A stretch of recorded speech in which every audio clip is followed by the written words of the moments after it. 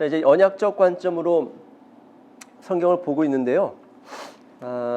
오늘하고 다음 주 정도 언약에 대해서 이제 굉장히 대표적이고 굵직한 그리고 핵심을 좀 이루고 있는 그런 언약에 대해서 공부하고, 그 다음 주에 이제 메타포, 언약 속에 담겨 있는 메타포들에 대해서 몇 가지를 이제 살펴보는 식으로 진행을 하려고 합니다. 지난 시간에 우리가 어떤 언약들을 다뤘었죠?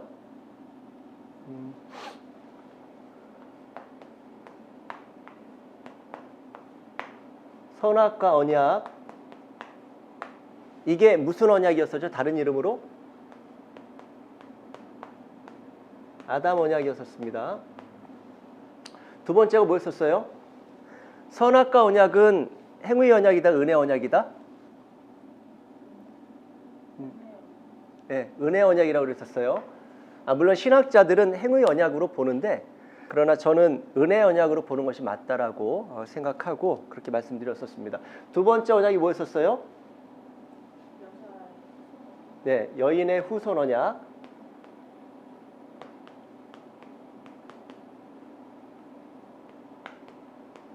이거는 창세기 몇 장이었었죠? 3장 15절에 대표적으로 나오는데, 사실은 창세기 3장 전반적으로 아담과 하와가 어떻게 타락하는지, 그리고 또 그 타락으로 인해서 어떠한 반응들이 나타나는지 그런 이야기들을 이렇게 담고 있습니다. 근데 여인의 후손 언약, 그 다음에 세 번째 언약이 뭐였었어요? 예, 무지개 언약이었었죠. 무지개 언약인데 이 언약의 당사자는 누구였었어요? 노아였었죠. 그래서 무지개 언약이 담고 있는 이 선악과 언약 말고 여인의 후손의 언약은 어떤 메시지를 담고 있다고 말씀드렸었죠? 여인 후손 언약, 메시지가 있을 거 아니에요. 언약에 대한 메시지. 무슨 메시지를 담고 있다고 그랬었어요? 말하자면 역전과 복권에 대한 약속을 하나님께서 담아서 주신 것이 여인 후손의 언약이라고 말씀드렸었습니다. 왜 그래요? 여인이 그 뱀에게 말하자면은 속아 넘어갔다라는 것은 졌다라고 할 수가 있는 것이거든요. 그 속아 넘어감으로 인해서 그 여인이 가지고 있던 모든 소유를 어떻게 하죠? 빼앗기게 되죠. 그리고 말하자면은 이 지구상의 공중권세 잡은 자라는 표현을 쓰잖아요.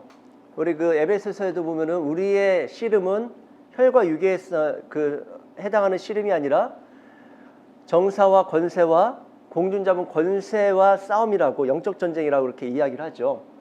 그 권세를 사단이 언제 덧입게 돼요? 이 전쟁에서 이김으로 말하자면 전리품처럼 취하게 되는 그런 구조이기도 합니다. 그랬던 것을 여인이 다시 회복할 것이다. 누구를 통해서? 후손 또는 씨, 자녀를 통해서 회복할 것이라고 이야기를 하는 것이죠.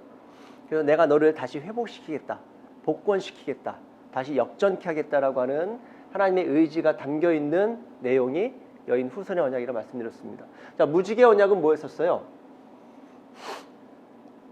무지개 언약이 담고 있는 이면적 내용, 분명히 무지개를 보면서 하나님께서는 다시는 물로 심판하지 않겠다라는 메시지를 우리에게 주셨죠. 노아에게, 그 후손들에게 주셨죠. 근데 그 메시지 말고 또 한 가지 우리가 찾아낼 수 있다라고 말씀드렸습니다. 그게 뭐였었어요?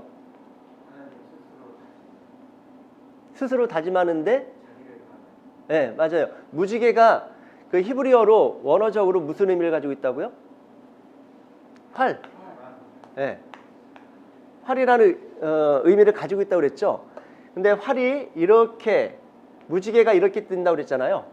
우리가 그거는 다 보아서 경험적으로 알고 있죠. 무지개가 이렇게 뜨는데 이게 활을 의미한다고 한다면, 그러면은 활 시위가 어디를 향하고 있다고요? 하늘을 향하고 있다고요. 즉 하나님을 향하고 있다라고 지난 시간에 우리가 확인했습니다. 그러면 이 언약은 어떤 언약인 거예요? 목숨을 담보로 하는 언약인데 누구의 목숨을 담보로 하는 거예요? 하나님. 하나님의 목숨을 담보로 해서 이 언약을 주시고 있다고요. 그러니까 많은 경우 그냥 무지개 이렇게 뜨는 것으로 아 하나님이 그냥 그렇게 약속하셨어. 우리가 그렇게 알고 끝나는데 그런 정도가 아니라 사실은 무지개라는 왜 굳이 무지개를 하나님께서 그 언약의 증거로 증표로 삼으셨을까? 활이라고 하는 의미를 우리가 보면은 쉽게 이해할 수가 있습니다. 얘야 그 언약을 안 지키면 어떻게 하겠다는 거예요? 내가 화살에 맞겠다라는 것이죠. 무슨 얘기인지 아시겠죠? 자, 무지개 언약은 그런 의미를 가지고 있습니다. 자, 오늘은 무지개 언약 이후에 그 다음 언약이 무슨 언약이에요? 여기까지가 지난 시간에 우리가 살펴봤던 언약적 내용들이고요. 성경에서 가장 대표적인 언약이면서 오늘날까지는 우리에게 적용되고 있는 언약이라고도 볼 수가 있습니다. 그 언약이 뭐예요?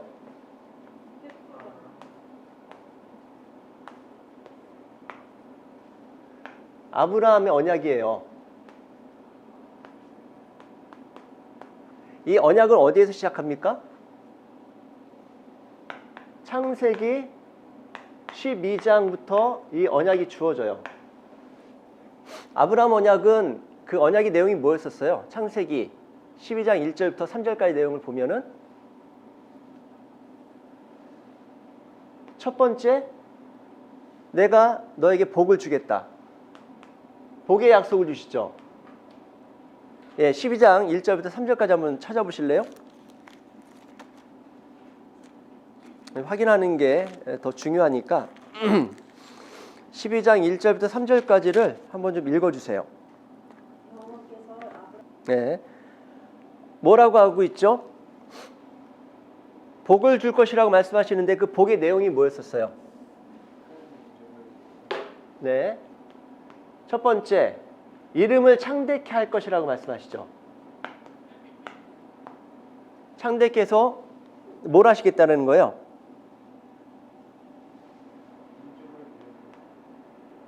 너는 복이 될지라.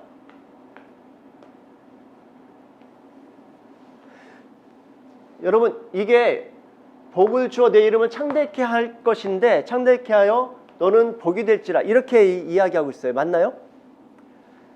이게 무슨 의미예요? 우리가 옛날에 개혁성경 세대에 계신 분들은 너는 복의 근원이 될지라 이런 표현으로 번역이 됐었거든요. 복의 근원이 될지라와 복이 될지라 무슨 의미의 차이가 좀 느껴지나요? 복의 근원이 될지라 복이 될지라 사실은 뭐 어렴풋하게 같은 선상에서 볼 수 있고 같은 내용으로 볼 수 있는데 사실은 여러분을 만난 여러분들이 이 약속, 이 언약에 참여하고 있고 그 언약에 동참하고 있다면 그 언약 안에 들어와 있다면 여러분들은 어떤 분들이신 거예요? 여러분들을 만난 이들이 복을 받게 돼요? 아니면은 복을 받은 거예요? 복이 되면? 요 언약대로라면 복을 받게 되는 거예요. 네, 복을 받게 되는 거예요? 어떻게 받아요? 여러분들을 만남으로 어떻게 여러분들을 만나는 사람들이 복을 받게 되죠?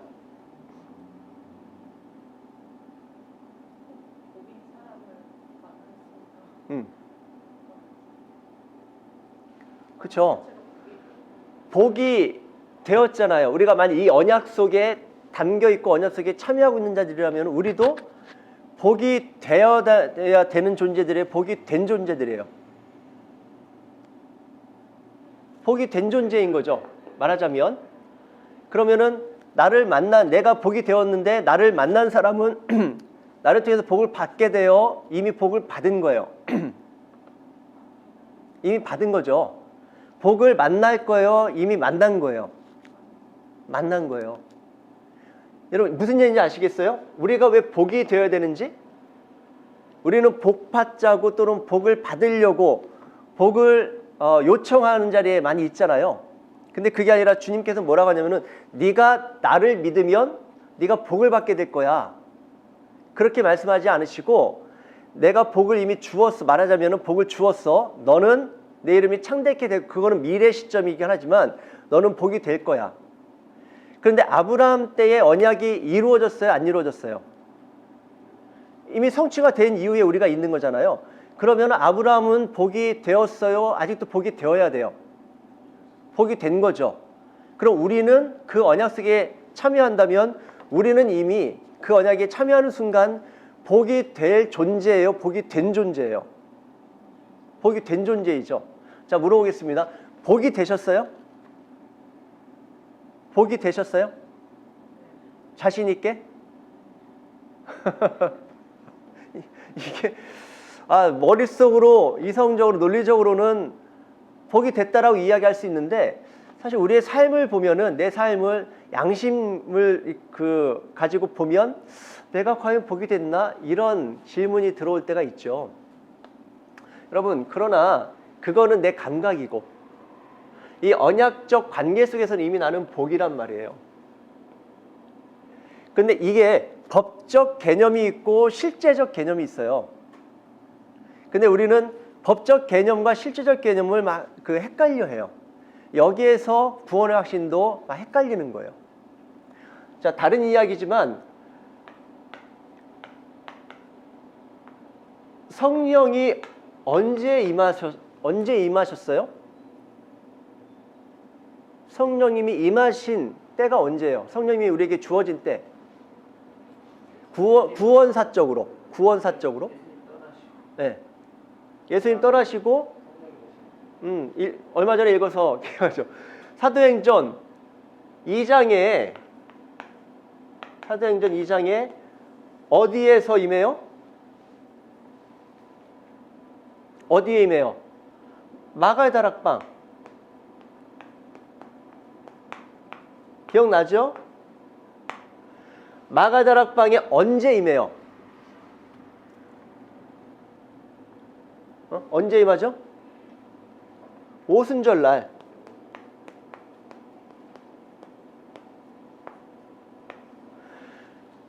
여러분 예수님이 부활하시고 승천하신 이후에 약속하신 성령이 오신 사건 그리고 또 오셨던 시간이 그냥 인류 역사 속에 또는 구원사 속에 어떤 시점에 오신 것이 아니라 이 오순절날 정확히 맞춰서 오신다고요. 그리고 예수님이 죽으신 날은 언제였었어요? 예수님이 죽으신 날. 절기로 하면은 어떤 절기에 죽으셨어요? 6월절 어린 양이라는 표현 많이 쓰잖아요. 6월절 날 죽으셨다고요.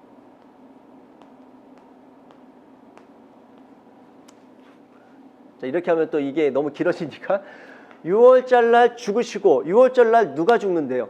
원래는 이스라엘 전통 그 절기법에서 보면은 짐승이 죽잖아요. 어린 양이 죽었던 날을 기념하는 날 6월절이잖아요. 그런데 예수님 때에는 어린 양이 죽는 시간에 누가 죽냐면 예수님이 죽으신다고요. 6월절 어린 양으로. 왜? 우리들의 죄의 문제를 해결하시기 위해서요. 그리고 성령이 임하신 사건은 언제 어느 절기에 맞춰서 임하시냐면 오순절 절기에 맞춰서 임하신다고요. 그러니까 유대인들이 지켜왔었던 절기가 우리하고 상관이 있습니까? 없습니까? 어때요? 유대인들이 지켜왔었던 그 절기가 오늘 우리와 상관이 있어요? 없어요? 지금 우리가 그 절기를 지켜야 되는 그런 이야기는 아니지만 상관이 있죠. 왜냐하면 그 절기를 맞춰 예수님이 오셨고 예수님이 죽으셨고 부활하시고 그리고 성령이 임하시는 그 모든 내용들이 순서들이 이 절기에 맞춰져 있단 말이에요. 그렇다면 오늘날 우리에게도 이 절기는 의미가 있는 거예요. 지켜야 될 일이 아니라 의미가 있다는 것을 기억하십시오. 근데 오순절날 성령이 임하셨어요. 그러면 성령님이 오순절날 임하신 거, 우리에게 성령이 주어진 것이 오순절날이라는 것은 사실 이견이 없으신 거죠. 그렇죠? 그런데 사실은 면밀히 보면은 그렇지 않아요. 자, 요한복음을 한번 펴보십시오. 요한복음 20장 22절을 함께 읽겠습니다. 19절로 22절까지를 같이 읽겠습니다. 라운 아빠 읽어줄 수 있어요? 예, 읽어주세요. 이날 곧 안식 첫날 저녁 때에 제자들이 유대인들을 두려워하는 모인 곳에 문지를 닫았더니 예수께서 오사 가운데 서서 이르시되 너희에게 평강이 있을지어다. 이 말씀을 하시고 손과 옆구리를 보이시니 제자들이 주를 보고 기뻐하더라. 예수께서 또 이르시되 너희에게 평강이 있을지어다. 아버지께서 나를 보내신 것 같이 나도 너희를 보내노라. 이 말씀을 하시고 그들을 향하사 숨을 내쉬며 이르시되 성령을 받으라. 너희가 누구의 죄든지 사하면 사하여질 것이요 누구의 죄든지 그대로 두면 그대로 있으리라 하시니라. 네, 아멘. 여러분 여기서 뭐라고 하세요, 예수님이? 성령을 받으라. 성령을 받으라. 물론 그 주님이 부활하시고 난 다음에 제자들에게 나타나셔서 던진 첫 일성은 평강이 있을지어다 이 말씀하세요. 그리고 난 다음에 두 번째 선포하신 게 뭐예요? 성령을 받으라 했잖아요. 22절에. 그러면 생각을 해보십시오. 예수님이 성령을 받으라 했으면은 성령을 주신 거예요, 안 주신 거예요? 네, 주지 않으시면서 받으라 이렇게 얘기하실 분은 아니시죠. 그리고 그렇게 얘기할 사람은 없죠. 예수님이 아니시더라도 성령을 주시니까 지금 너 받아라 이렇게 이야기하시는 거 아니겠어요? 그렇죠? 근데 성령은 언제 오세요? 성령은 언제 오셨어요? 승천하시고 난 다음에 우리가 본 것처럼 오순절 마가 다락방 때, 그렇죠? 도대체 이 뭐예요? 어느 게 맞는 거죠? 지금 승천하시기 이전에 부활하셔서 예수님은 성령을 받으라 말씀하셨는데, 근데 분명히 우리가 알기로는 성령이 오신 시점은 이 오순절날 마가 다락방에 오신 거잖아요. 이 뭐죠? 최종적으로 성령이 언제 우리에게 주어졌을까요? 여러분 법적으로는 이 요한복음 20장 22절에 예수님이 부활하시고 난 다음에 평강이 있을지어다. 그 다음에 던지신 메시지, 선포하신 메시지 성령을 받으라. 이때 성령이 오셨다고 할 수 있습니다. 그러니까 공포하잖아요. 공포. 어떤 법령이 정해졌을 때에 공포를 하잖아요. 이날부터 예를 들어서 우회전 할 때에 일시 정지하는 것을 법으로 정했어요. 그리고 시행령을 공포했어요. 그런데 그렇게 공포됐다 할지라도 내가 걸려서 딱지 떼는 거는 그날이에요? 아니면은 다른 날일 수 있어요? 다른 날일 수 있죠. 그러니까 성령이 주어지는 것으로 공포된 것은 요한복음 20장 22절, 즉 부활하시자마자 공포하심으로 주신 거예요. 그런데 그 성령님께서 오셨다는 것을 체험한 것은 언제예요? 오순절 마가 다락방 때 체험을 하게 되는 것이죠. 무슨 얘기인지 아시겠어요? 그것처럼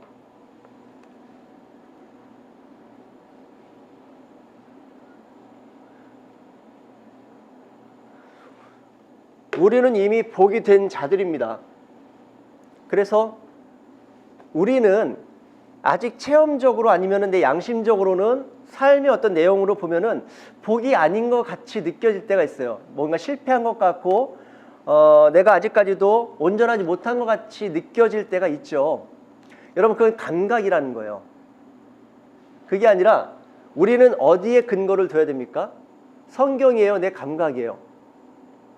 성경이죠. 그럼 성경은 우리에게 뭐라고 합니까? 너는 복이 되었다라고 말씀하시죠. 우리의 씨름은 내가 복이 될 것인지 말 것인지의 씨름이 아니에요. 내가 복이 되어야 될 텐데, 복이 되어야 될 텐데라고 하는 씨름을 하는 게 아니라 나는 이미 복인데 내가 복된 자로 살고 있는가 이거를 점검하는 거는 그건 율법주의가 아니에요. 점검하는 것은 내가 나로서 나라는 존재로서 잘 살고 있는지 아닌지를 점검하는 것은 율법주의라고 할 수가 없죠. 그건 당연히 있어야 되는 것이죠. 근데 많은 사람들이 내가 이렇게 살아야 복이 될 텐데라고 착각하는 것, 구원하고 똑같죠. 내가 이렇게 살아야 구원 받을 텐데라고 생각하고 그걸 지향하는 것과 나는 구원을 받았는데 왜 이렇게밖에는 못 살지? 이거는 다르다는 것을 이해하시겠어요? 이건 다른 거죠. 구원이 흔들리는 상황에서 구원을 얻고자 애쓰는 것과 구원은 받은 거 확실해. 근데 나는 왜 구원 받은 자답게 살지를 못하지? 그거를 고민하는 건 얘기가 다르다는 거예요. 여러분, 우리는 복이 된 존재들입니다. 근데 누구나 다 복이 되는 게 아니라요. 이 언약의 하나님이 어떤 하나님인지를 내가 온전히 알 때, 이거는 모든 것을 다 아는 차원이 아니에요. 아, 하나님이 그런 분이신 거구나. 하나님이 그런 분이시구나. 나를 어떤 자리로 부르셨구나. 이 핵심적인 내용, 언약에 초청하신 하나님의 그 초청에 대해서 알고 그 초청에 내가 전심으로 동의한 그런 사람들은 이미 복이 되었다고요. 그럼 두 가지, 나는 복이 되었다라는 그 특권이 있는 것이고 또 하나는 의무가 따라오는 거예요. 네가 복이 되었다면은 너를 통해서 그 복이 흘러가야 된다는 거예요. 우리를 만난 이들이 뭐라고 그 고백해야 되는 것이죠. 아, 내가 복을 만났다. 또는 나를 만남으로 인해서 내가 복을 이미 받았다. 이렇게 고백해야 되는데 과연 우리가 그 고백을 받고 있느냐는 것이죠. 이제 이걸 점검하자라는 거지. 여러분들은 복을 받으셔야 됩니다. 복을 받기 위해서 이렇게 하셔야 됩니다. 순종하셔야 되고 헌신하셔야 되고 또 섬기셔야 됩니다. 이 내용하고는 다르다는 얘기예요. 구원이 똑같습니다. 여러분, 기독교 외에 모든 종교는 사실은 복이 되기 위해서 돌을 닦거나 아니면은 수양을 하거나 아니면은 공부를 하거나 헌신을 하거나 그러거든요. 제사를 드리거나 아니면은 뭘 하더라도 다 복이 되기 위해서 또는 복을 받기 위해서 아니면 구원을 받기 위해서. 근데 우리는 다르다고 그랬잖아요. 기독교는 뭐예요? 네가 이미 복이 되었으니까, 네가 이미 복된 존재로 부르심을 받았으니까, 너에게 이미 그 복이 주어졌으니까, 그리고 너에게 이미 구원이 약속되었고 그 구원이 주어졌으니까 그 구원을 소유한 자답게 살라고 주님 말씀하시는 거예요. 근데 우리가 구원이 왜 필요하죠? 구원받는다는 건 뭐예요? 구원이 왜 필요해요? 여러분, 우리가 구원받았다 또는 구원을 받길 원한다라고 이야기할 때 그 구원이라는 것이 우리에게 주는 의의가 뭐예요?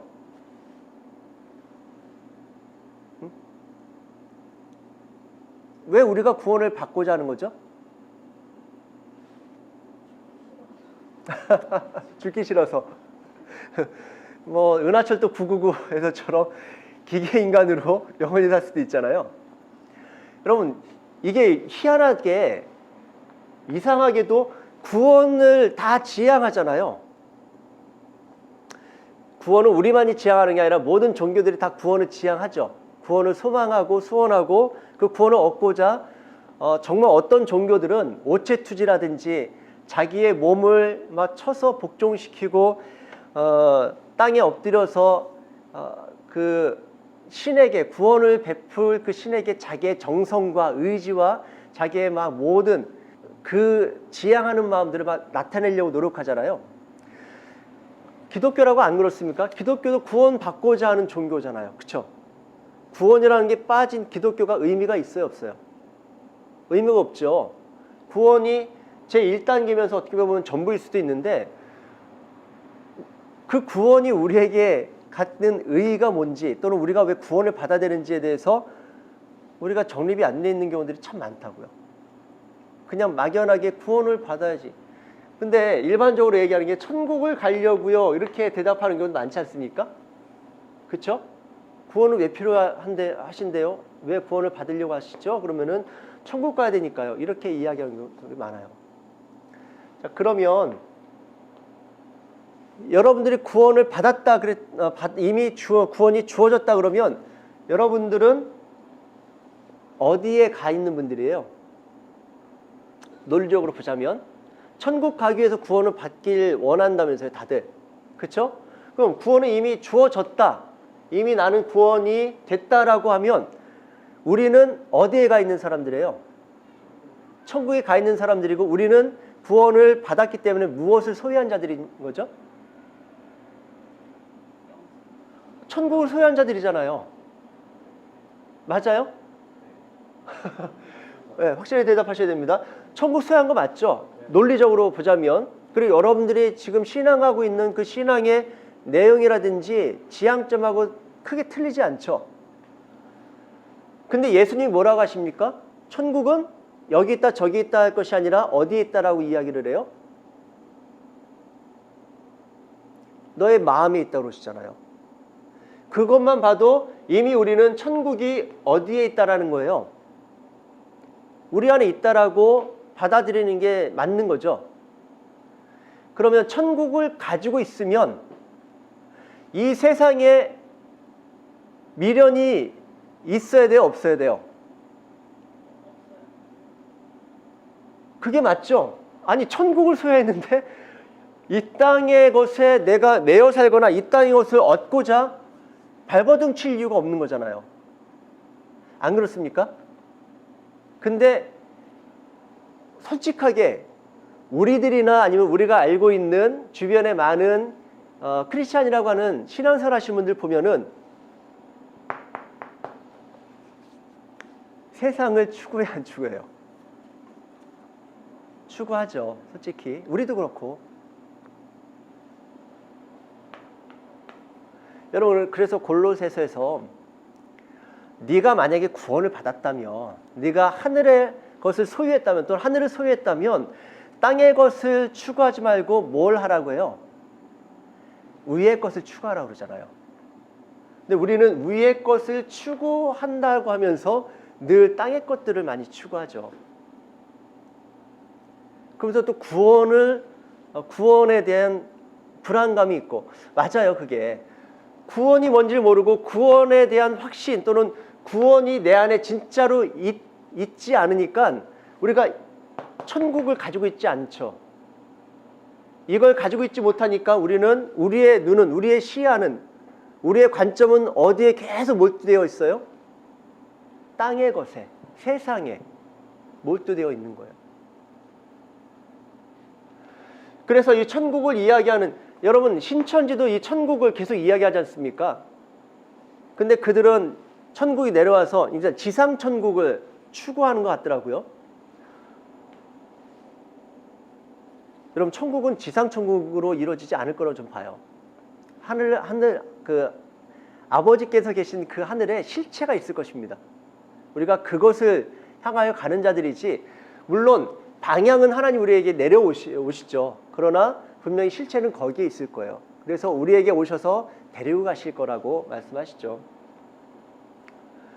여러분, 구원을 가지고 있으면은 천국이 이미 내 것이라는 것을 꼭 기억하셔서 그 약속을 기억하심으로 위의 것을 추구할 수 있게 하길 바랍니다. 자, 복이 되었어요. 두 번째는 뭐예요? 이름을 창대케 할 것이다. 그래서 복이 되게 할 것이다. 두 번째는 뭐였었어요? 큰 민족을 이룬다고 하지 않았나요? 큰 민족의 약속을 주십니다.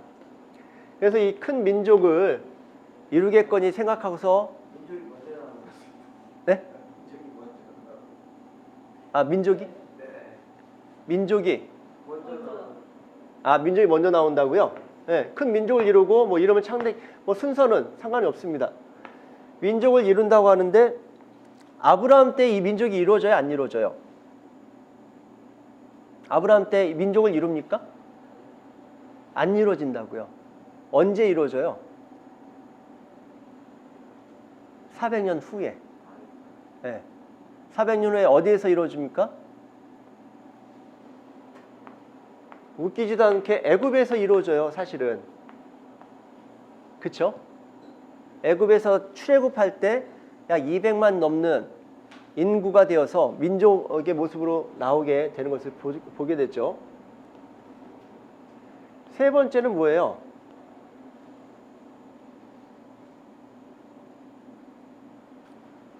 세 번째는 뭐예요?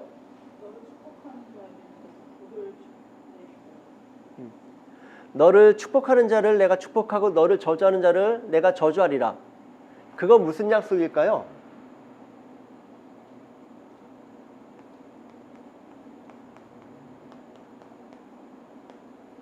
내가 네 편이 되어줄게. 그렇지 않습니까? 아브라함을 대하는 대로 하나님이 그를 대해주겠대요. 그거는 뭐예요? 너에게 한 게 나에게 한 것처럼 내가 반응할 거야. 그렇게 이해할 수 있죠. 그러면 너와 나는, 즉 아브라함과 하나님은 하나다, 둘이다, 하나라는 거죠. 네가 나고 내가 너야. 그러니까 너를 축복하는 자를 내가 축복하고 너를 저주하는 자를 내가 저주할 거야. 이거를 다른 표현을 하면은 임마누엘로 말할 수 있을 것 같아요. 늘 함께 하시는 분. 우리와 함께 하신다는 것은 즉 그분이 내가 되고 내가 그분이 되는 이 사상이 계속 이어지죠. 예수님 뭐라고 하십니까? 내 말이 너희 안에 거하고 네가 내 안에 거하면, 그런 표현들을 쓰시잖아요. 하나됨에 대해서 이야기를 하시죠. 임마누엘의 약속을 하고 계세요. 그리고 민족을 이루기 위해서는 뭘 가져야 되는 거죠? 씨 또는 후손이 있어야 민족을 이룰 거 아니에요. 그렇죠? 그래서 후손의 언약을 받았다라고 할 수가 있는 것이죠.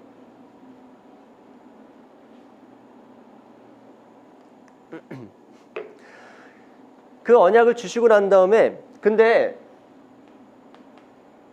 조건이 있죠. 어떻게 하면은 이 약속의 내용들을 아브라함에게 주시겠다고 말씀하시는 겁니까? 네.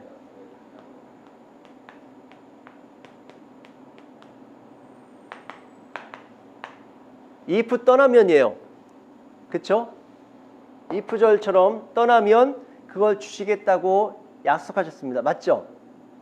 맞아요? 다시 한번 읽어보세요.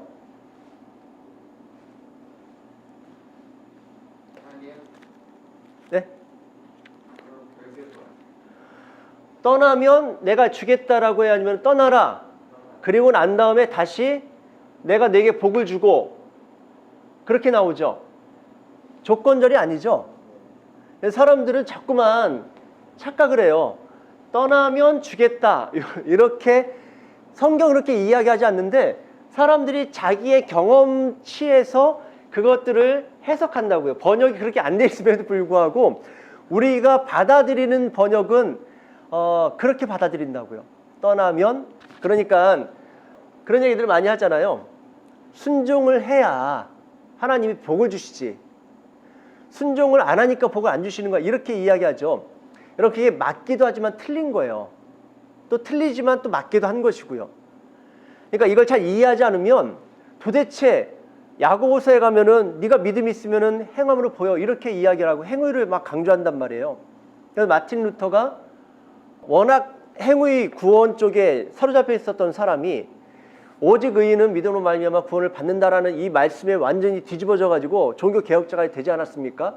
근데 그랬던 사람이 야고보서를 보니까 여기는 다시 또 율법주의처럼 행위를 강조해요. 행함을 강조해요. 그러니까 마틴 루터는 하물며 이거는 지푸라기 서신이다 이렇게까지 이야기하면서 편말시키거든요. 아니에요. 그럼 몰라서 그래요. 아까 똑같이 네가 구원을 받았니? 구원받은 거 확실해? 너 그럼 천국을 소유한 거 맞아? 네가 천국을 소유했다면 이 세상을 추구할 이유가 있어 없어? 이 세상의 희노애락에 네가 휩쓸릴 이유가 있어 없어? 이걸 이야기하는 거예요. 네가 천국을 소유했다면 천국을 소유한 자처럼 행동이 나타나야 될 거 아니야. 근데 천국을 소유했다고 하면서 넌 왜 계속 아니 이 세상이 아니라 저 천국이 좋다라고 생각하기 때문에 받아들이기 때문에 내가 이 신앙생활하면서 구원을 받겠다라고 하는 건데 아니 이미 천국이 주어졌는데 왜 너는 다시 세상에 시선을 두고 세상을 추구하면서 세상에서 뭔가를 받겠다고 그렇게 애를 쓰느냐, 이런 내용인 거예요. 같은 내용 같지만 굉장히 다른 내용입니다. 그래서 조건이 아니에요.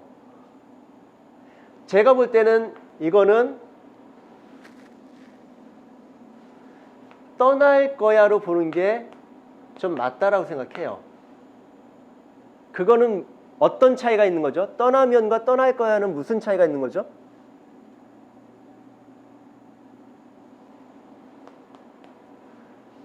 여러분, 떠나면은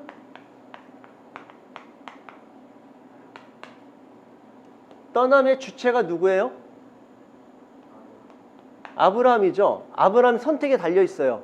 조건이라면 네가 떠나면 내가 이거 주고 네가 떠나지 않으면 뭐 nothing이지 뭐. 이렇게 우리가 충분히 이해할 수 있죠. 근데 떠날 거야는 주체가 누구예요?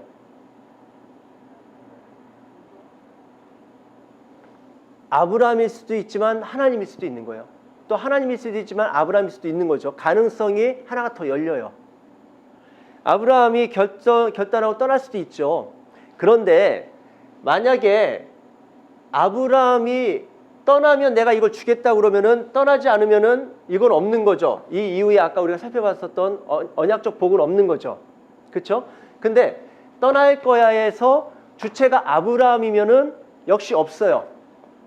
근데 이 주체가 하나님이 되시면 이거는 아까 주어진 복의 약속은 반드시 주어진다라는 거예요. 이거 무슨 얘기인지 아시겠어요? 그러면 이 떠날 거야로 봤을 때 주체가 누구일 가능성이 높습니까? 하나님일 가능성이 높겠죠. 그리고 누가 주체이어야 아브라함은 이 복을 받아요? 하나님일 때.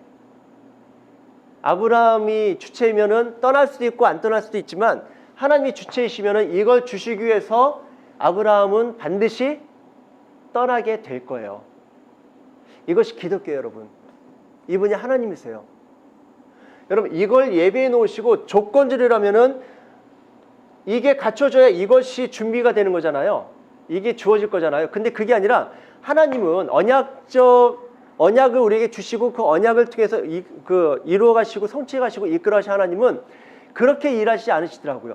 이거를 주기로 마음속에 작정하세요. 이미 마음속에 주기로 결정하세요. 그리고 난 다음에 아브라함한테 얘야 떠나거라. 너를 위해서 이런 것들이 준비되어 있어.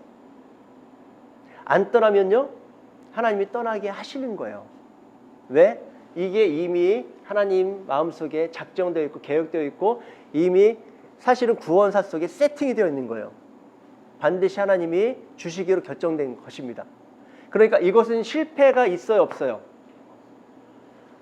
이게 너무 중요한 거예요. 실패가 없으신 거예요. 우리는 실패할 수 있죠. 아까 얘기했던 떠날 수도 있지만 안 떠날 수도 있어요. 믿음이 좋으면 의지가 특심하면 떠날 수도 있는데 아브라함의 의지가 연약하고 희박하다면 가다가 멈출 수도 있고 아예 떠나지도 못할 수도 있을 거예요. 근데 하나님은 그런 분이 아니시잖아요. 절대자이시고 전능자이시잖아요. 전지하신 분이시잖아요. 뜻을 이루지 못하실 것이 없는 분이시잖아요. 반드시 떠난다고요. 이런 얘기들 하죠. 너 이거 안 떠나면은 너는 꽝이야. 너는 아무것도 없어. 낫싱이야.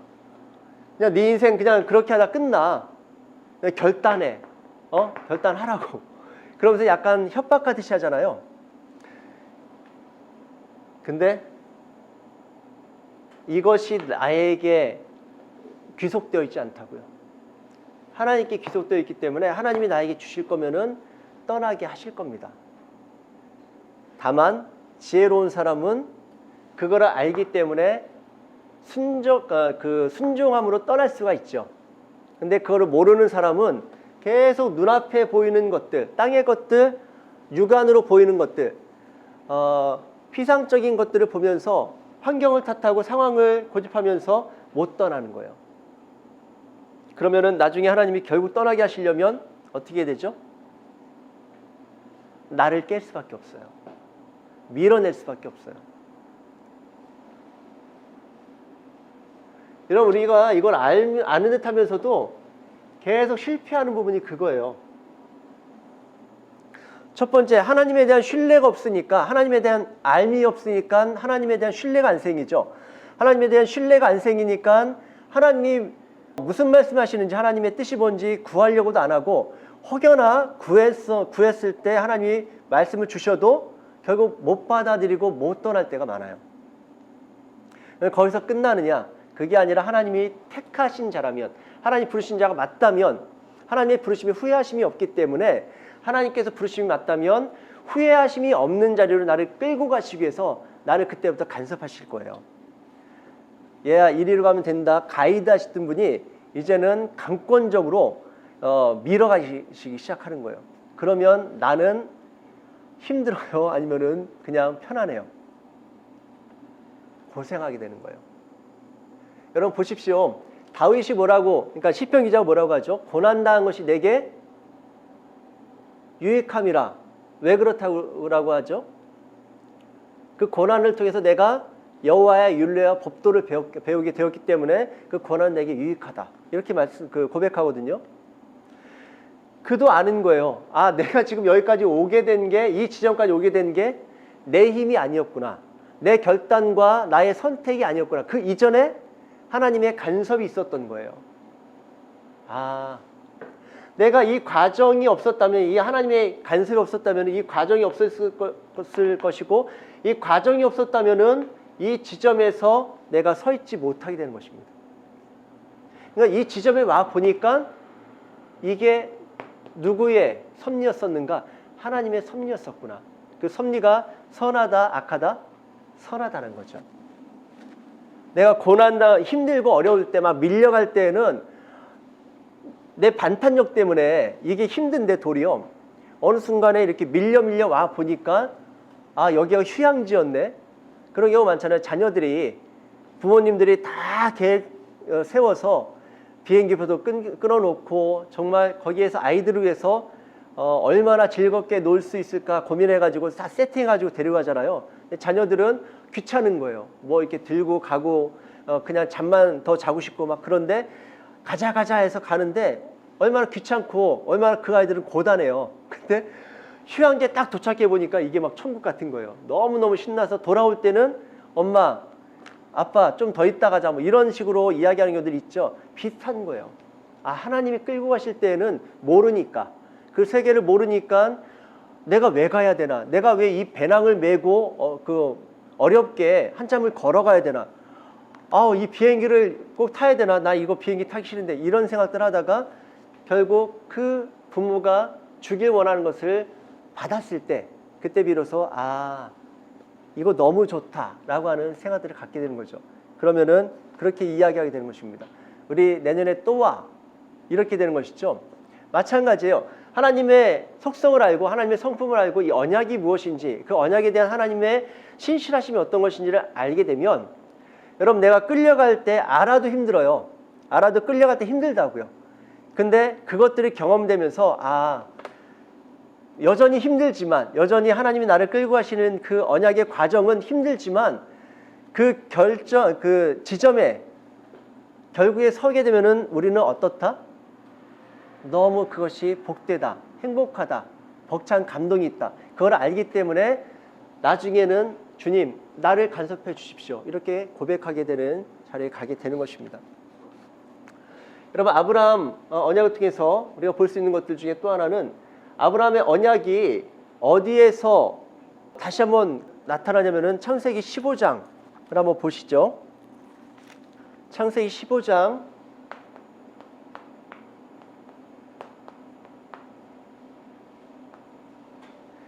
같이 읽겠습니다. 8절부터 18절까지를 같이 읽겠습니다. 시작. 그가 이르되 주 여호와여, 내가 이 땅을 소유로 받을 것을 무엇으로 알리이까? 여호와께서 그에게 이르시되 나를 위하여 3년 된 암소와 3년 된 암염소와 3년 된 숫양과 산비둘기와 집비둘기의 새끼를 가져올지니라. 아브라함이 그 모든 것을 가져다가 그 중간을 쪼개고 그 쪼갠 것을 마주 대하여 놓고 그 새는 쪼개지 아니하였으며 솔개가 그 사체 위에 내릴 때에는 아브라함이 좇았더라. 해질 때에 아브라함에게 깊은 잠이 임하고 큰 흑암과 두려움이 그에게 임하였더니 여호와께서 아브라함에게 이르시되 너는 반드시 알라. 내 자손이 이방에서 객이 되어 그들을 섬기겠고 그들은 400년 동안 내 자손을 괴롭히리니 그들이 섬기는 나라를 내가 징벌할지며 그 후에 내 자손이 큰 재물을 이끌고 나오리라. 너는 장수하다가 평안히 조상에게로 돌아가 장사될 것이요 내 자손은 4대 만에 이 땅으로 돌아오리니 이는 아모리 족속의 죄악이 아직 가득 차지 아니함이니라 하시더니 해가 져서 어두울 때에 연기나는 화로가 보이며 타는 횃불이 쪼갠 고기 사이로 지나더라. 그날에 여호와께서 아브람과 더불어 언약을 세워 이르시되 내가 이 땅을 애굽 강에서부터 그 큰 강 유브라데까지 내 자손에게 주노니. 여러분, 아브라함이 하나님께 질문을 던집니다. 8절에 그가 이르되 주 여호와여 내가 이 땅을 소유로 받을 것을 무엇으로 알겠습니까? 라고 하는 질문을 던져요. 그때 하나님께서 뭐라고 대답하십니까? 내가 이렇게 확인시켜 줄게 라고 말씀하시지 않고 갑자기 짐승들을 준비하라고 하죠. 그리고 짐승들을 어떻게 하라고 해요? 여러분, 이 장면을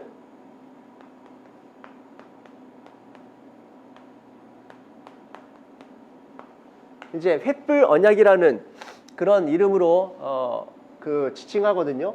횃불 언약식이라고 해요. 그 짐승들을 어떻게 하라고 하죠? 쪼개라고 하죠. 여러분, 짐승이 있으면 이렇게 쪼개라는 거예요.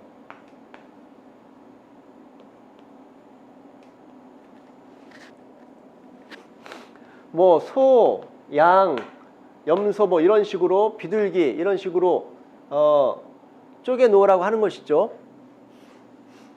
그리고 난 다음에 어떤 일이 일어나죠?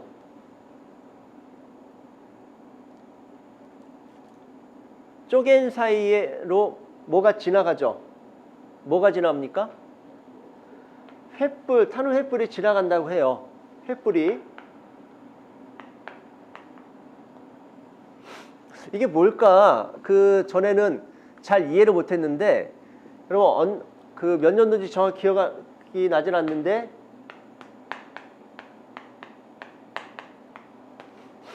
여러분 히타이트 문명이라고 들어본 적이 있어요? 히타이트 문명이 옛날에 제가 읽었던 책 중에 람세스라는 책이 있어요. 요즘도 청년들이 읽는지 모르겠는데 람세스라는 책에서 보면은 히타이트 제국이 나옵니다. 거기서 등장을 하죠. 나중에 이제 히타이트 제국과 애굽이 싸우는데 그때 그 결정적인 위기 가운데 있을 때 람세스가 애굽 왕 파라오죠. 파라오가 갑자기 태양신의 어떤 그 영광, 광채를 보면서 갑자기 어디서 생겼는지 모르는 그 놀라운 능력이 생겨가지고 막 전쟁을 전환시키는 그런 이 이야기로만 펼쳐가잖아요. 히타이트 제국이 있었다고 합니다. 히타이트 문서가 발견이 됐는데 여기서 굉장히 중요한 단서를 찾은 거예요. 히타이트 이 제국의 문서를 보니까 그 당시에 언약 체결 이 양식이 나와 있어요.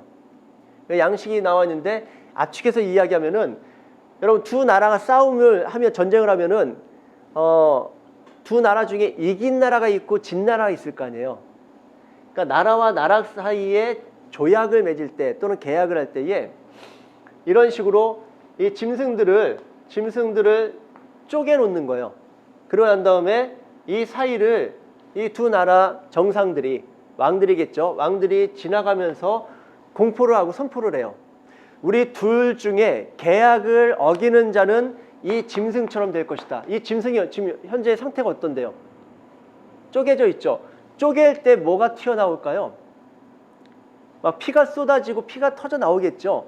그러니까 이 장면은 지금 우리가 이렇게 읽으니까 아주 그 젠틀한데 사실은 현장으로 가보면은 레위기에서 제사법 나올 때에도 보면은 우리는 너무 이렇게 나이스하게 읽잖아요. 제사에 대해서.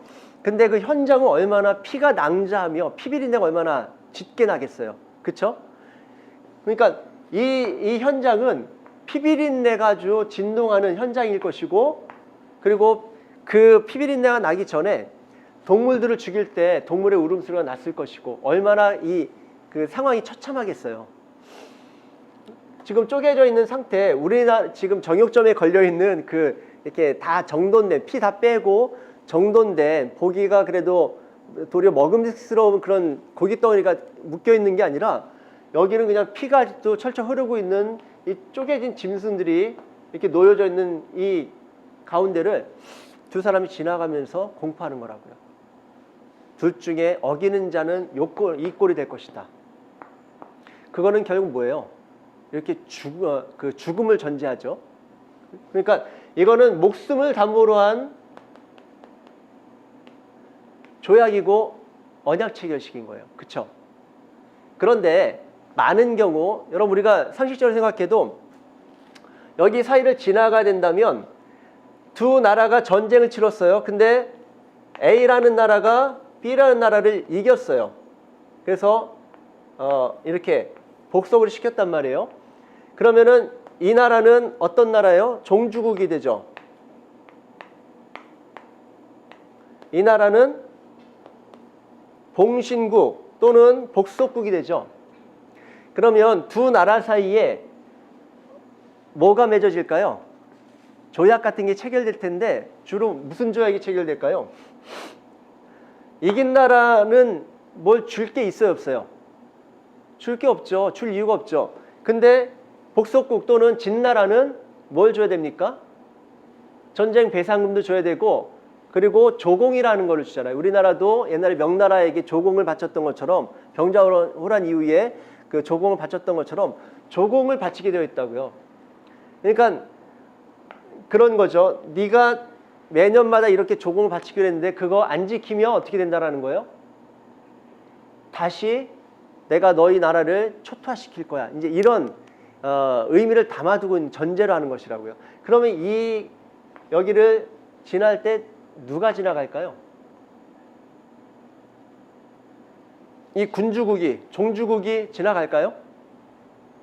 주로 일반적으로는 이때는 갑질이 없었을까요? 갑질이 있었겠죠. 그럼 누구 보고 지나가라고 했을까요? 진 나라 보고, 약한 나라 보고 야, 너 지나가. 그러니까 책임은 누구만 진다?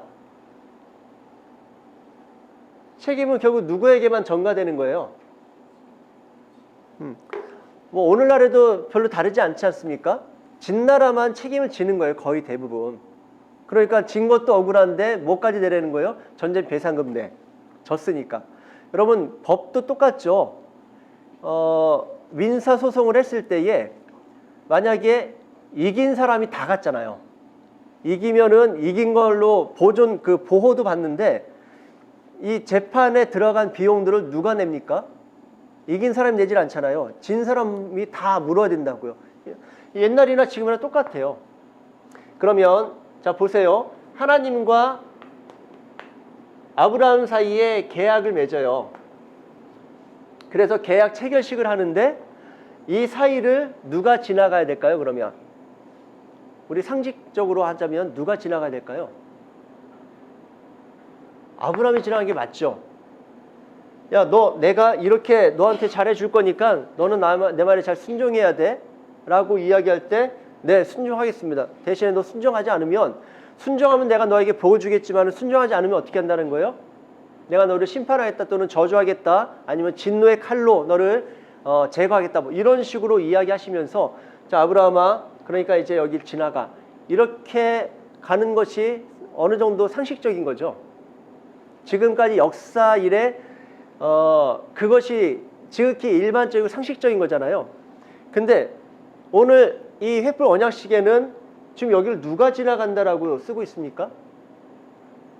횃불이 지나간다고 그러죠. 아브라함이 지나갔다는 얘기 없죠. 횃불이 지나가는데 구약 성경 이 통전적으로 보면 이 횃불은 주로 누구를 상징하는 거예요? 하나님을 상징하죠. 모세가 떨기나무 가운데 갔을 때도 이 불로 하나님의 임재를 상징하는 것들이 대부분 불로 상징이 되거든요. 이 횃불을 그래서 하나님으로 볼 수 있다고요. 근데 지금 아브라함이 지나가요? 하나님이 지나가요? 하나님이 지나가죠. 도대체 왜요? 하나님이 아브라함과 언약을 맺었어요. 그리고 그 언약이 이루어질 것을 어떻게 내가 알 수 있습니까? 말하자면은 어떻게 보증받아요? 하나님 보증해 주세요. 또는 뭔가 그 증표를 주세요 라고 요구한 것에 대해서 하나님이 반응하시는 거잖아요. 그런데 여기를 하나님이 지나가세요. 여기에는 어떤 선포가 담겨 있다고요? 지키지 않으면 목숨을 내놔야 될 거야. 이런 전제를 가지고 있다고 그랬잖아요. 그러면은 이 하나님이 지나갔다는 의미는 뭐냐면은 내가 내 목숨을 담보로 해서 이 언약을 어떻게 했다는 것입니까? 지키겠다, 이루겠다, 성취하겠다. 여러분 이런 신이 또 있으면은 저한테 소개를 좀 해주세요. 이런 신이 없어요. 주로 믿는 자들, 신자들한테 너희들이 이렇게 하면 내가 구원을 주겠다. 너희들이 나를 만족하게 해주면은 내가 너를 또 만족하게 해주고, 네가 나에게 예를 들어서 뭐 헌금을 많이 하면은 내가 돈으로 갚아줄게, 더 많은 것을 갚아줄게. 여러분 그런 관점으로 말라기서도 보는 거잖아요. 11조를 창고에 나한테 줘봐라. 내가 창고에 차고 넘치도록 주는지 안 주는지 내가 나를 시험해봐라. 뭐 이렇게 말씀하시니까 다 우리가 드리면 하나님께서 이렇게 반응하시겠지, 그런 개념으로 보는 시각이 거의 대부분이에요. 근데 이게 깨지지 않으면 하나님을 계속 그렇게 본다니까요. 근데 이 아브라함 언약이 굉장히 중요한 우리에게 방향성을 줘요. 누가 지나간다? 하나님이. 왜? 하나님이 자기의 목숨을 전제로 담보로 해서 이 언약을 지킬 것을 오늘 증거해 주시는 겁니다.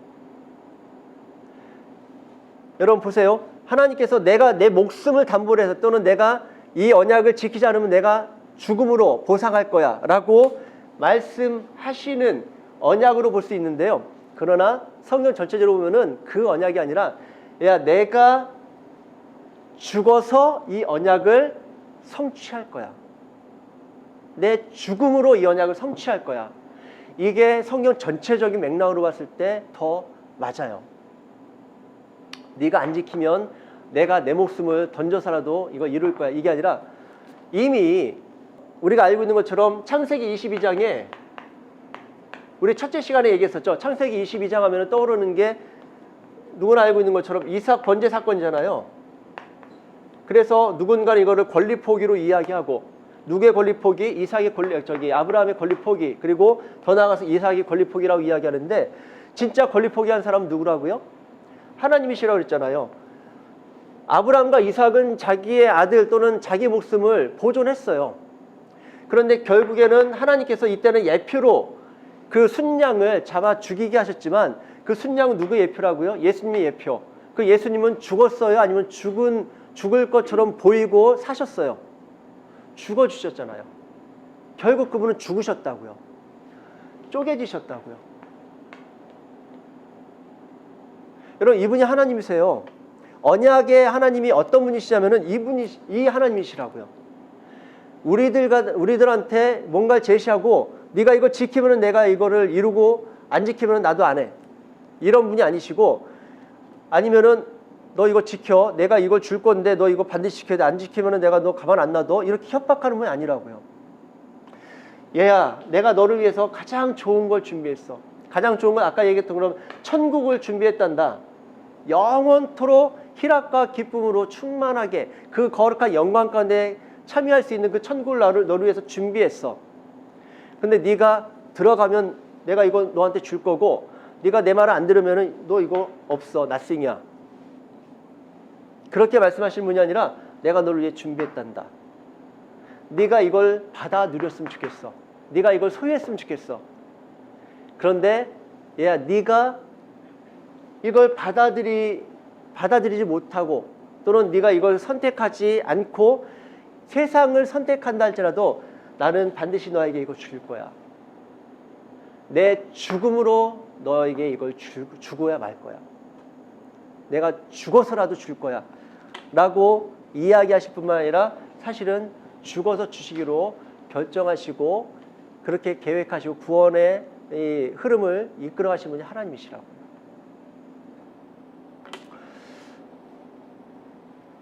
다음번에 이 성전을 우리가 성전 메타포로 성경을 볼 때 그때 한 번 더 요거 설명할 겁니다. 여러분 여기에 이 횃불 언약식에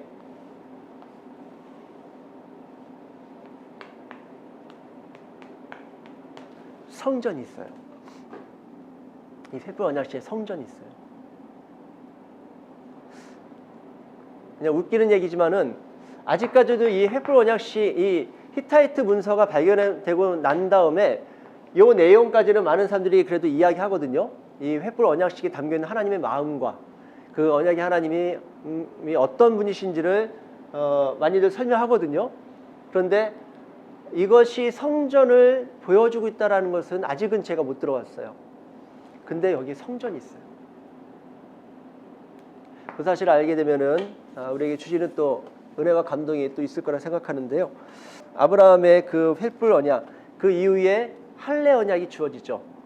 여러분 아십니까? 아브라함의 언약이 창세기 12장에서 주어지죠. 그게 횃불 언약.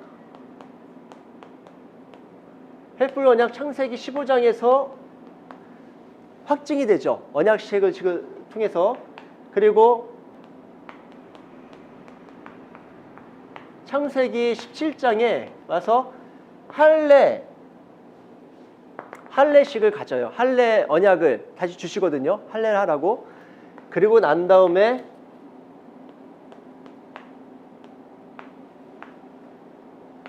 아브라함이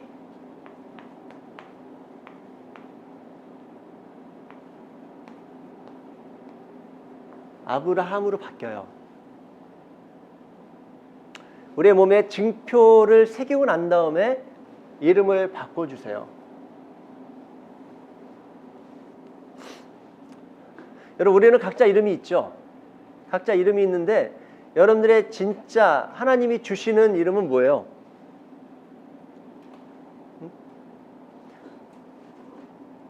우리의 이름은 누가 주었어요? 부모님이 주셨죠. 물론 장명가한테 받은 경우도 있겠지만 부모님이 우리의 이름을 주셨죠. 근데 아브람은 누가 주었을까요? 이름을? 데라가 주었겠죠. 아브라함의 아버지 데라가 지었겠죠. 근데 하나님이 다시 이름을 지어주세요. 뭘로? 아브라함으로. 그러면은 이 이름은 누가 지어준 거예요? 하나님이시죠. 우리의 이름은 지금 현재 쓰고 있는 우리의 이름은 부모님이 지어주신 게 맞죠. 그런데 하나님이 이 패턴대로 한다면 우리에게 이름을 지어주실 거란 말이에요. 그 이름이 뭘까요? 그 이름이 성도입니다. 여러분 이 할례의 증거를 가지고 있으세요? 할례의 표식을 가지고 있으세요? 이 표식을 가지고 있는 자가 비로소 성도라는 이름을 갖게 되는 거예요. 그런데 이스라엘 백성들은 육신의 할례를 행했었죠. 근데 신약에 와서 로마서 읽었으니까 바울은 뭐라고 합니까? 육적인 할례가 할례자가 아니라 마음의 할례를 이야기하죠. 영적인 할례, 마음의 할례를 이야기하죠. 여러분 영적인 할례를 치른 자가 비로소 성도라는 이름으로 하나님께 다시 기억되고 하나님이 성도라는 이름을 우리에게 부여하실 거예요. 아브라함의 언약을 기억하시고 하나님이 우리에게 주시고자 하는 아브라함뿐만 아니라 하나님이 우리에게 주시고자 하는 그 풍성한 복이 무엇인지 그 풍성한 언약적 내용들이 무엇인지를 기억하시고 꼭 마음에 소유하실 수 있게 가기를 바랍니다. 그리고 그 언약은 반드시 하나님이 지키실 거예요. 이미 그분의 약속처럼 죽음으로 언약을 지키셨어요. 그리고 그 언약적 내용들을 누구에게 주시는가? 우리에게 주시는 거예요. 똑같이 언약자를 부르시는 겁니다. 그리고 나서 하나님께서는 우리에게 네가 내 사람이라는 것, 즉 네가 나를 선택했고 나의 선택을 받은 자라는 것을 네 삶 속에 새겨라. 네 마음 속에 새겨라. 그러면 뭘로 새겨요? 뭘로 새기죠? 여러분 육신의 할례는 뭘로 하죠? 육신의 할례는 뭐로 해요? 뭐 일반적으로 칼로 하겠죠. 돌칼일지라도 칼로 할 거 아니에요. 날선 것으로 할 거 아니에요. 근데 영적인 할례 또는 심적 할례는 뭘로 해야 돼요? 영적 할례, 심적 할례는 도대체 뭘로 잘라내야 된다는 거죠?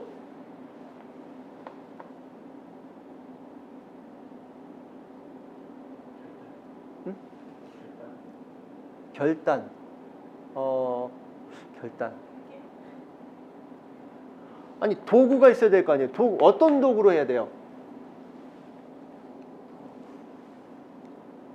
생각해 보십시오. 성경에서 검으로 표현되는 게 있어요. 그게 뭐죠? 응? 네, 말씀의 검 이러잖아요. 좌우에 날선검 가지신 예수님 표현도 하고 말씀의 검 이야기하죠. 성경에서 그런 진짜 물리적인 칼 말고 검 말고 영적인 검을 이야기할 때 말씀을 이야기하잖아요. 그러면은 이 할례를 영적 할례는 뭘로 해야 돼요? 말씀. 다른 말로 표현하면 진리인 거예요. 네가 진리를 소유했니? 그 진리로 또는 하나님의 말씀으로 내 영과 내 심령이 말하자면은 잘려져 나갔어? 네 옛 소유과 내 옛자의 그 표피가 잘려져 나갔니?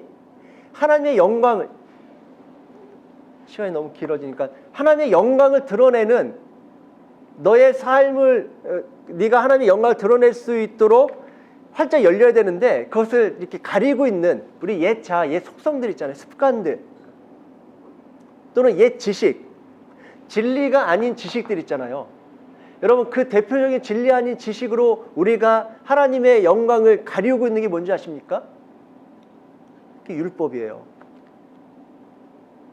그래서 구약 때 율법이 끝났다면서요. 신약 때 와서는 율법이 아닌 세계인 거잖아요. 율법 아닌 차원을 넘어온 거잖아요. 근데 우리는 여전히 율법주의적인 어떤 모습들을 가지고 살아간다고요. 신앙생활에 있어서. 그게 없어야 되는 건 아니에요. 초등학문이라고 이야기를 해요. 초등학교 때는 초등학문이 필요하겠죠. 근데 여기에만 머물러 있으면 그 아이는 성인이 될 수가 없는 거죠. 여러분 진리를 아셔야 되는 게 이유가 거기에 있어요. 다시 강조하는데 그래서 진리가 뭔데요? 진리가 뭔데요?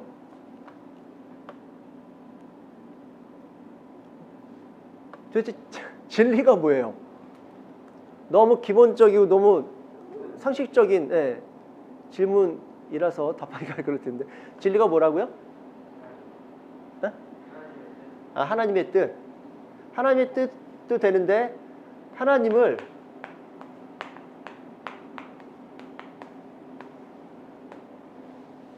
이것만 알지만은 대표적으로 이야기하자면 하나님 아는 지식이에요.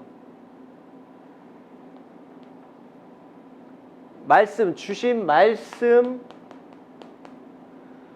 속에 담겨져 있는 하나님의 마음, 하나님의 속성, 하나님의 하나님 되심, 그런 것들을 진리라고 이야기할 수 있을 것입니다. 특별히 그냥 저는 조심스럽지만 이 언약의 하나님에 대한 지식이 없이 우리가 구원받을 수 있을까? 물론 그럴 수 있겠죠. 근데 언약의 하나님을 제대로 알 때 우리는 비로소 하나님에 대한 시각이 열리고 하나님 어떤 분이신지 그거를 알아야 내가 그 지식 안에서 하나님을 신뢰할 거 아니에요. 근데 언약의 하나님을 모르면은 우리가 하나님을 신뢰한다는 것은 말하자면 굉장히 표피적이고 아니면은 굉장히 얄팍한 그런 동의에서 끝날 수 있다라는 것입니다. 그건 우리가 말세를 살아가면서 우리를 지켜낼 수 있는 능력이 될 수가 없어요. 누누이 말씀드리는 거예요. 이게 열려야 여러분들이 이 성경 속에 담아놓은 하나님의 진짜 모습, 진짜 하나님의 속성, 성품, 하나님에 대한 지식, 그것들을 계속 발견해 나갈 때 그것이 내 영에 쌓이기 시작한다고요. 그래서 내 영이 강건해지고 견고해지고 세상이 어떠한 풍파와 시련과 핍박과 박해로 나를 흔든다 할지라도 내 중심이 워낙 탄탄하고 견고하게 서 있기 때문에 흔들리지 않는다고요. 비록 잠시 흔들릴 수 있어도 넘어지지 않는다고요. 근데 이거를 많은 경우 교회에서는 계속 설교를 통해서 여러분 하나님 당신을 사랑하십니다. 하나님이 신실하십니다. 하나님 선하십니다. 하나님 역사하십니다. 도와주십니다. 하나님 우리를 긍휼을 덮어주십니다. 계속 이 메시지를 들어서 우리가 그 메시지에 동의를 하는데 그게 그냥 이성적 동의이거나 또는 우리의 감정적인 동의로 끝나는 경우들이 상당히 있다고요. 그게 다 무의미하다거나 아니면은 필요 없다라고 하는 게 절대 아닌데, 그러나 그걸 넘어서서 말씀이 정말로 내게 부딪혀오는 경험이 있어야 돼요. 그거는 누가 들려줘서가 아니라 내가 알고 있는 하나님이 성경을 통해서 나에게 다가오시는 사건이 경험될 때, 그때 비로소 주님, 내가 당신을 더 이상 부인할 수 없어요. 내가 하나님을 더 이상 외면할 수 없어요. 하나님을 모른다 하거나 아니면은 하나님을 내가 배신할 수 없어요. 하나님이 어떤 분이시라는 것을 내가 너무 잘 알고 있기 때문에 내가 마음속으로는 내가 너무 육적으로 힘들고 고통스러워서 외면하고 싶고 하나님을 모른다고 싶은데 그게 안 되는 자리가 있다고요. 그게 워낙 너무 선명해서. 이 하나님을 내가 이렇게 알고 있는데 어떻게 이 하나님을 모른다고요. 이건 내가 모른다고 하고 싶어도 안 되는 그런 자리까지 가실 때 요한계시록에서 일어나는 그 어마어마한 재앙이 우리를 설령 덮친다 할지라도 666 표시를 갖지 않은 사람들을 이 세상이 또는 세상 권세 잡은 자들이 예전에 그 로마 시대 때 박해받았던 크리스찬들처럼 그렇게 박해를 받는다 할지라도 그 당시에 유명한 그 고백, 80년 동안 내가 예수님을 또는 주님을 섬겼지만 한 번도 나를 실망시키거나 나를 외면하신 적 없으신 그분을 내가 외면할 수 없습니다. 내가 그분을 모른다 할 수 없습니다. 나도 두려워서 이 죽음이 두렵고 또는 이 핍박이 고통스러워서 나도 순간순간을 외면하고 싶고 나도 모른다고 이야기하고 싶은데 그러나 그게 안 된다는 거예요. 내가 그분을 80년 동안 겪어왔기 때문에 모른다는 얘기가 안 나온다는 거예요. 여러분은 그 자리까지 갈 수 있을 줄 믿어요. 왜냐하면 이 시대가 말세이기 때문에 그래요. 미혹하는 세력도 너무 많고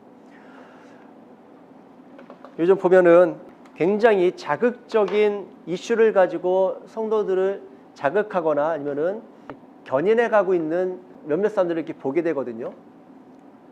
그런 것들을 잘하는 목사님의 교회가 성장하는 것도 같아요. 막 성도들을 적절히 두렵게 하면서 적절히 막 고무시키고 격앙시키고 그리고 뭐 하나님을 위해서 우리가 전심으로 예배하자 또는 찬양하자 그리고 헌신하자 그런 식으로 이끌어 가시는 분들이 그런 교회들이 잘 되더라고요. 여러분 근데 그것이 필요하지만 그러나 그거는 그 다음 단계. 당신이 구원을 받았다면 정말 계속 이렇게 사실 겁니까? 당신이 천국을 소유하고 있는데 여전히 당신은 물질에 매여 있거나 아니면 명예에 매여 있거나 인정에 매여 있거나 아니면 당신의 하나님께서 어떤 방법을 통해 가장 지혜로운 방법으로 가장 적절한 때에 이루실 것들을 믿지 못하니까 자꾸만 우리의 방법들을 동원하는 것. 그게 저이기도 하네요. 그렇게 되는 거예요. 우리가 그걸 온전히 믿으면은 그 방법을 안 쓸 텐데 그 자리로 들어가지 않을 텐데 그걸 온전히 신뢰하지 못하니까 자꾸만 우리는 예수님을 믿는다, 하나님을 신뢰한다고 하지만 어느 순간 내 방법을 동원한다고요. 내 시점과 나의 타이밍을 맞추려고 가진 노력들을 다 한다고요. 결국에는 이루지도 못할 거면서 이뤘다 할지라도 하나님과 상관없는 일들을 우리는 에너지를 소비할 때가 많다는 것입니다. 여러분 그래서 그 하나님을 아는 것이 먼저예요. 알고 난 다음에 그 하나님을 아는 만큼 누리시는 겁니다. 누리시는 가운데 하나님께서 얘야 이제는 네가 일어나서 네 자리를 들고 걸어가면 좋겠어 라고 말씀하시면은 그때는 38년 된 병자가 단순한 질문에도 대답하지 못했던 그 38년 된 병자가 예수님이 내 자리를 들고 일어나 가라 하니까 일어나 가잖아요. 그럼 저는 그걸 믿음의 사건으로 보진 않아요. 예수 그리스도의 전격적인 구원적 예표 사건으로 봅니다. 그가 믿음이 있었던 건 아니었어요. 그런데 우리는 어쨌든 그렇게 된다고요. 주님 말씀하시면은 네 주님 말씀하신 대로 순종하겠습니다. 왜요? 주님이 신실한 건 아니까. 주님이 나를 사랑하시고 나를 사랑하시는 주님이 선하신 걸 아시고 그 주님은 능력이 있으셔서 나를 향한 선한 계획을 온전히 이루실 것을 내가 믿고 신뢰하기 때문에 그걸 거부할 수 없고 부인할 수 없기 때문에 주님 말씀하시면은 예 저는 갑니다. 이게 되는 거예요. 이런 자들이 만약에 순교의 자리에 놓인다면은 순교까지도 갈 수가 있는 것이죠. 여전히 세상에 사로잡혀 있는데 어떻게 순교를 해요? 그렇지 않습니까? 여전히 세상에서 왜 우리가 세상에 매이죠? 돈 없으면 힘드니까 돈에 매이는 거잖아요. 돈 없어도 먹고 살면 되지 뭐. 아니 먹고 살 수 없으면 굶지 뭐. 나는 이미 천국을 소유했는데 하나님이 그걸 원하시지 않으면 나는 천국을 소유한 자로서 그렇게 살면 되지. 이게 안 되니까 우리는 자꾸만 매이잖아요. 근데 죽음이라는 엄청난 상황 앞에 또는 죽음 같은 고통 앞에 우리가 내던져졌을 때 우리가 어떻게 그 자리에서 자유함을 이야기합니까? 죽음 앞에 우리가 어떻게 당당할 수가 있어요? 지금 당장 돈 앞에도 당당하지 못한데 몇 사람의 인정 앞에서도 우리가 당당하지 못한데 죽음 앞에 우리가 당당해요? 아니요. 절대 그럴 수 없습니다. 이건 율법적인 신앙생활에서 일어날 수가 없어요. 진짜 하나님을 아는 자만이 이 담대함을 가지고 죽음 앞에서까지도 그 위상을 잃지 않고 담대하게 맞설 수가 있는 것입니다. 자, 그래서 여러분 언약의 하나님을 살펴보고 있는데 다음 시간까지만 잠깐 살펴보고 그 다음에 성전에 대한 이야기를 살펴보는 걸로 넘어가도록 하겠습니다. 그럴 수 있어요. 근데 제가 이야기하는 거는 그 시점이 그렇게 중요해서 뭐 구원사적으로 중요하다 이런 게 아니라 이미 받으라 하셨을 때에 미래형으로 하셨다 할지라도 이미 하나님은 과거와 현재와 미래가 의미가 없어요. 하나님이 야 내가 너한테 복 줄 거야 라고 했다면 내가 복을 받은 거야 안 받은 거예요? 이미 약속이 떨어진 순간 받은 거라니까요. 그게 언약에 있어서의 굉장히 중요한 관점이에요. 하나님이 약속하셨어? 그럼 이미 그건 내 거야. 보세요. 아브라함에게 언약하셨는데 무슨 그 아브라함 때 민족과 이름이 창대해지는 복이 언제 이루어졌어요? 아니라고요. 아브라함도 답답하니까 15장에 도대체 내가 그걸 어떻게 합니까? 하나님이 이 언약을 주셨는데 이게 이루어질 걸 내가 어떻게 믿어요? 어떻게 할 수가 있어요? 어떻게 알 수 있습니까가 어떻게 믿어요라고 이야기하는 거랑 마찬가지거든요. 왜냐하면 보이는 게 없으니까. 아직까지 이 당시에 이상만 있어도 이런 얘기 안 했겠죠. 씨가 아예 없다니까요. 나이는 다 찼는데. 그러니까 그렇게 질문하는 거죠. 하나님은 걱정하지 마. 내가 다 이룰 거야. 이렇게 얘기하지 않으시고 내가 죽음으로 이걸 이룰 거야. 그리고 그렇게 하신 주님이 우리가 알고 있는 것처럼 십자가상에서 예수님이 돌아가실 때 다 이루었다. 다 이루었다. 그렇게 하고서 숨을 거두시잖아요. 그런데 도대체 뭘 이루신 건데요? 죽으시면서 다 이루었다라고 죽는 게 그 당시 사람들이 듣기에는 얼마나 어처구니가 없어요. 얼마나 허망한 이야기예요. 이루긴 뭘 다 이루어. 지금 십자가 달려 죽어가는구만. 이렇게 생각할 텐데 예수님은 다 이루셨다고 선포하세요. 뭘? 하나님의 언약을 다 이루셨다는 거예요. 구약적 언약을 다 이루셨다는 거예요. 그리고 이제는 이루어진 언약 속에 성도들을 불러 모으시는 거예요. 이루어진 언약을 누리는 자리로 불러 모으시는 거죠. 그래서 이 언약의 하나님을 알게 되면 우리는 일희일비하지 않을 수 있는 게 오늘 안 이루어졌다 할지라도 이미 그 언약은 내 삶 속에 이루어진 거예요, 안 이루어진 거예요? 이루어졌다니까요. 예를 들면은 하나님 왜 수정이는 그러지 않겠지만 예를 들어서 결혼이 목적인 사람은 결혼을 놓고 기도하는 사람은 왜 도대체 언제 주실 거예요? 언제 주실 거예요, 하나님? 근데 만약에 하나님이 내가 너에게 좋은 짝을 줄 거야 라고 하는 언약을 주셨다면 그건 이미 이루어진 거라니까요. 근데 결국에 90 노인네에서 그냥 홀로 죽었어요. 그러면 이거 뭐야? 안 이루어진 거잖아요. 아니라고요. 하나님의 묵시의 세계 속에는 이미 이루어진 거라니까요. 이 차이가 되게 커요. 아니 그렇게 갈 것 같으면 그 약속이 무슨 의미가 있어요라고 이야기할 수 있는데, 여러분 우리는 유일하게 묵시의 세계 속의 언약을 소유한 자들이라니까요. 만약에 아니 이 세상에서 안 이루어졌는데 이 묵시의 세계도 없거나 이 묵시의 세계 속에서 안 이루어지면은 진짜 허망한 거죠. 이거는 꽝인 거죠, 인생이.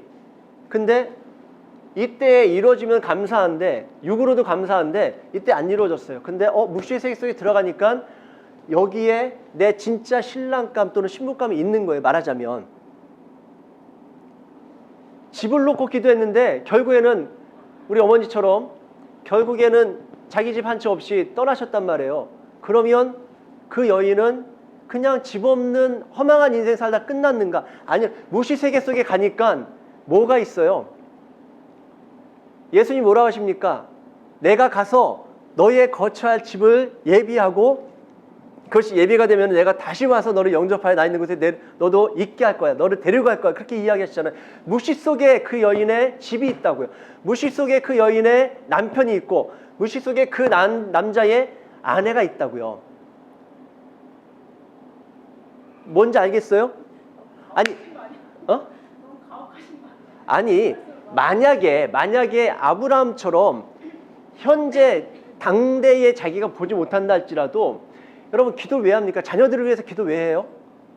자녀들을 키우는데 예를 들어서 내가 기도하다가 애가 잘 되는 거 못 보고서 내가 그냥 사고로 죽었어요. 그러면 끝이에요? 아니잖아요. 그 기도가 심겨졌고 그 기도에 하나님이 응답하셨다라는 약속을 주셨다면, 내가 있든 없든 내가 보든 못 보든 그 약속은 여전히 신실하게 흘러간다니까요. 근데 내 자녀를 위해서 기도했는데, 만약 우리 가문을 위해서 기도했어요. 우리 가문이 정말로 창대한 가문 될 수 있게 해주세요. 야베스의 기도처럼, 야베스의 인생처럼 그렇게 창대한 가문이 되게 해주십시오라고 기도했는데, 내가 기도했는데 나는 90대 했고 내 자녀는, 아들은 또 딸은 뭐 별 볼 일 없어요. 그럼 거기서 끝나는가? 하나님 응답하시겠다면서요. 왜 응답 안 해주세요? 나 이제 숨 넘어가요. 숨 넘어가는 순간에 하나님한테 원망할 수 있죠. 결국 이렇게 끝나는군요. 하나님 내 기도 응답 안 하셨네요 하고서 끝날 수 있는데, 누군가는 그게 아니라 하나님 감사합니다. 응답해 주셔서 감사합니다. 아직 응답이 내 눈에 보이지 않는다니까요. 그거는 땅의 세계, 어떤 육신의 세계 속에서 보여지는 것이고, 그 씨름이라면 우리가 예수님이 죽으실 이유가 없다니까요. 그 씨름이라면. 근데 얘야, 그게 아니라 플라톤도 이야기하잖아요. 이거는 허상이다. 그림자다. 그림자가 찌그러진다고 원형이 찌그러져 있어요. 그게 아니라 뭔가 왜곡된 모습으로 나타나는 거지, 원형은 찌그러진 게 아니라고요. 그것처럼 하나님의 언약은 묵시 세계 묵시에서부터 나왔기 때문에 묵시 세계 속에는 이미 이루어져 있는 거예요. 그것이 내게 투영이 될지 안 될지는 누구도 장담할 수는 없지만, 투영이 되든 안 되든 그건 상관없이 실체는 있다고요.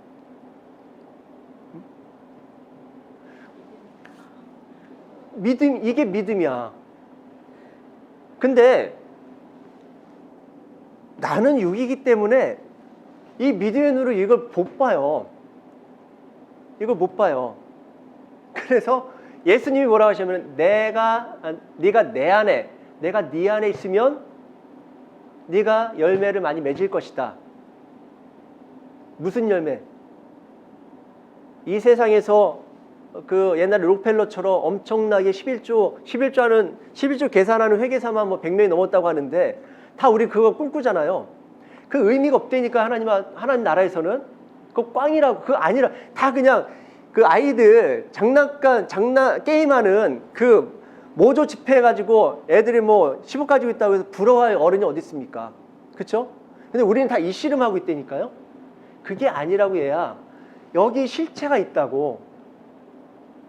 여기 실체가 있어. 그러니까 여기에 현혹되지 말라고 하시는 거예요.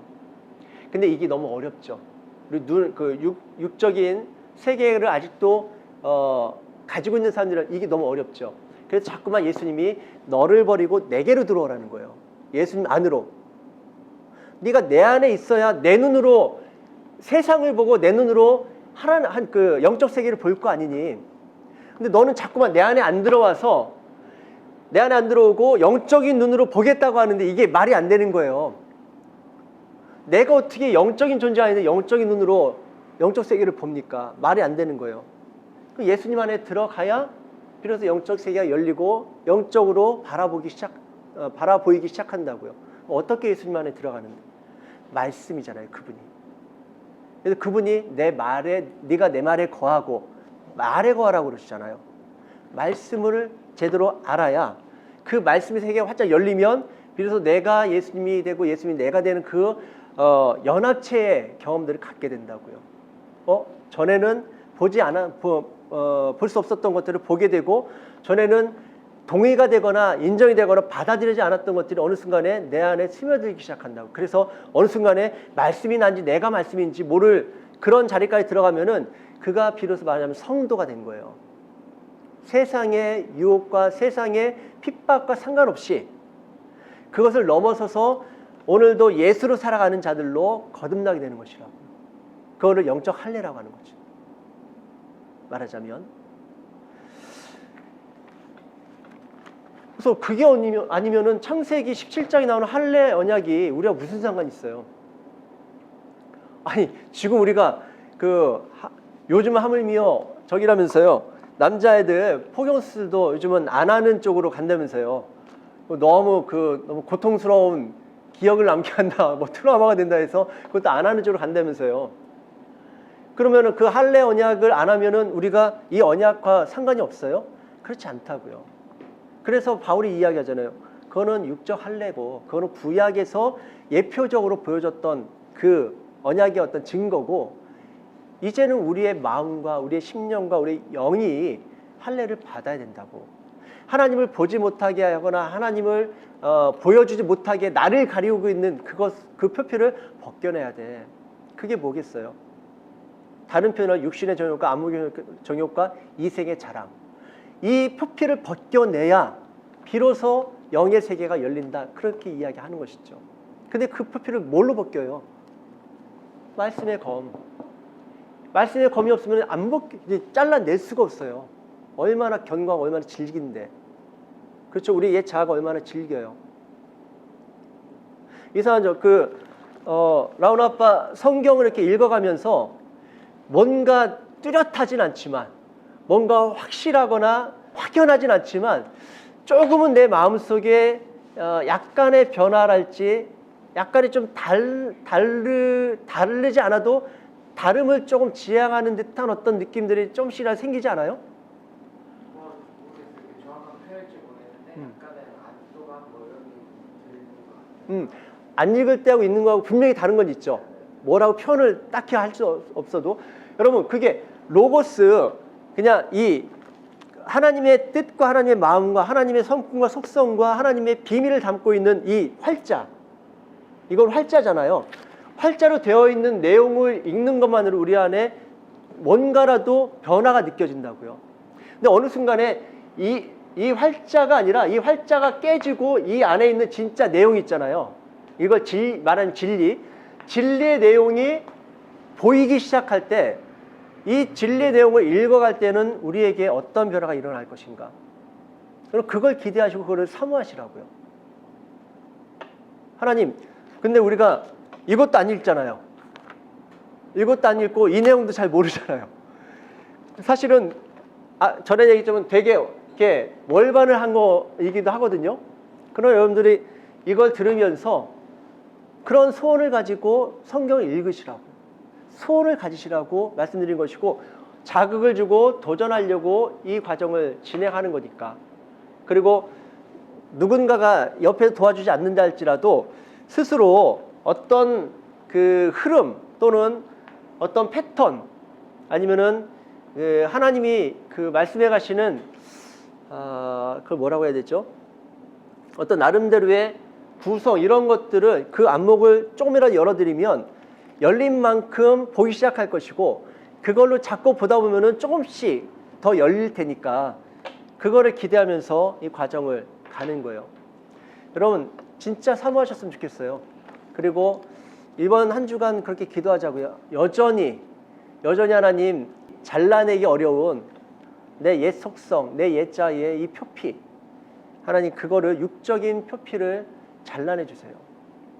말씀의 검으로 잘라내 주세요. 좌우의 날선검, 예리하고 날선검, 영과 혼과 이 관절과 골수를 찔러 쪼개기까지 한다고 했던 그 말씀의 검으로 하나님 내 표피를 잘라주세요. 그래서 육으로 보지 않고 영으로 보게 해주십시오. 그렇게 기도하시는 그런 한 주간이 되었으면 좋겠습니다. 기도하고 마치도록 하죠.